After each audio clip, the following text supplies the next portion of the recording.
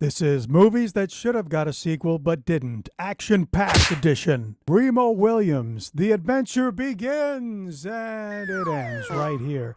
Which is too bad because it's a really cool movie, and there's so many books in this series that the film is based on. It could have been a great franchise starter about an American James Bond, except he doesn't use guns. His body is the weapon.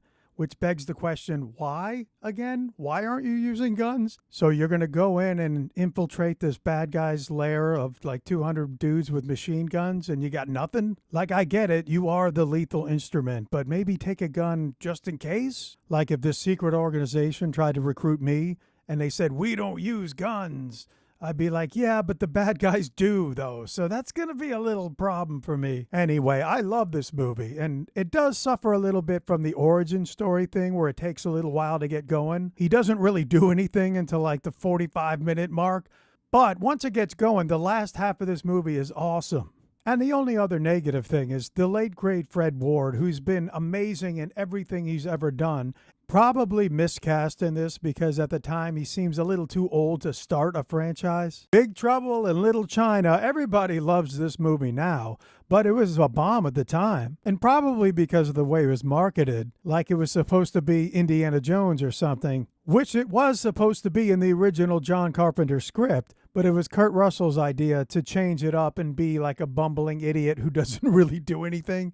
Which in the excessive macho man action hero 80s, it probably seemed a little confusing to people at the time. Now, there was talk for years about a sequel being made with Dwayne "The Rock" Johnson and Kurt Russell coming back as more of a mentor situation. I don't know, guys. What do you think?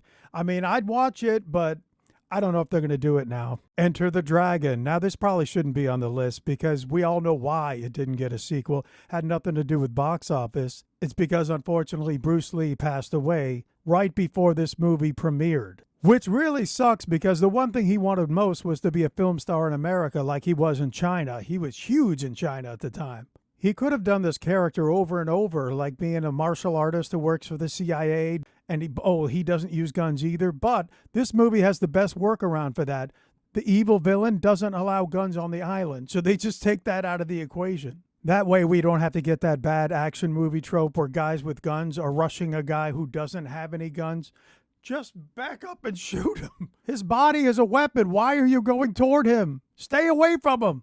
And number one on this list, Streets of Fire. I feel like this is the most underrated movie of the 80s. You know, people always complain that there's nothing original coming out of Hollywood, but when they do make something like this, where were you guys when this came out? Uh-oh, I'm getting Shatner hands. You people don't understand. I friggin' love this movie. It's like 1940s tough guy meets the MTV generation of the 80s. You don't really know what year it's supposed to be, and that's kind of the point.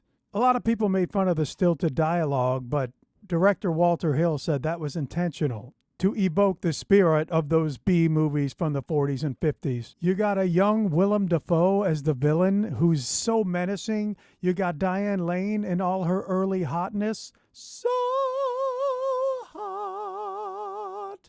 There's even Rick Moranis and Amy Madigan. This movie should have done for Michael Pare what Top Gun did for Tom Cruise and launched him into the stratosphere. Now, the original plans had this one done well. They were going to do a trilogy, and the next part would have taken Tom Cody to London. I would have loved to seen that. And I know somebody's typing this right now, but there is an unofficial direct-to-video sequel. And Walter Hill had nothing to do with that.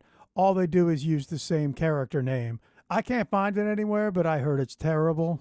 So what do you guys think? I mean, in this day and age where everything's a sequel and a reboot, I felt like these movies got done dirty. So let me know, what's a movie you think should have got a sequel? Okay, I'm Pete. I do movies and pop culture. We're going to do some funny stuff. I don't know. I just started this channel.